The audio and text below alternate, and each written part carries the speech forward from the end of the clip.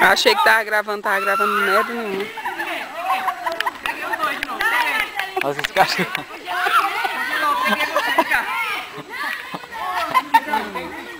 Olha o Zé como é que faz. Cadê? Ele é terrível. Ele corre. Sara, salva a tia. Aqui. As duas, vem as duas.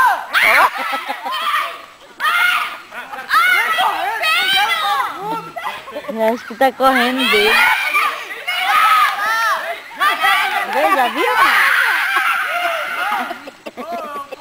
Ele não sabe de quem que ele corre atrás do Zé. Olha lá, ele vai pegar a Andresa. Ah. É bandeirinha, estourou.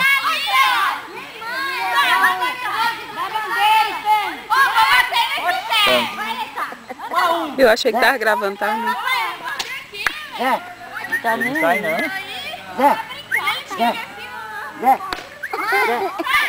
Zé, não deixa ele brincar sossegado de jeito nenhum. Terrível, hein?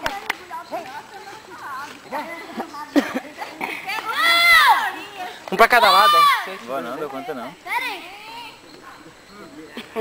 Valendo, né? Ai, cuidado, gente. É tudo doido.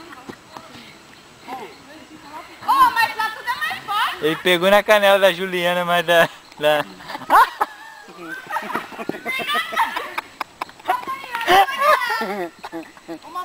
Ele tem marcação com o Marcelinho.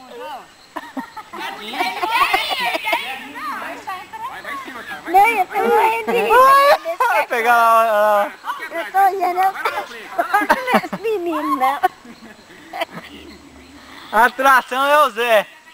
Isso aqui é o quê? Um tubo.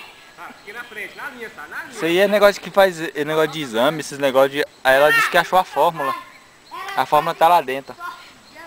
Você viu, depois de muita enrolação, paciência e a pedidos de muitos, resolvemos nos casar.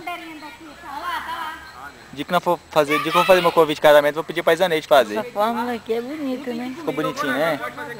Criativo, né? Olha o Zé cagando. Ficou criativo, né? Mas ficou. Olha lá.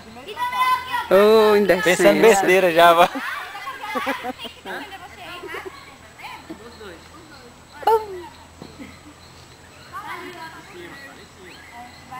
Cansou, madrinha? Cansou? Aí eu não dou conta de correr. Zé!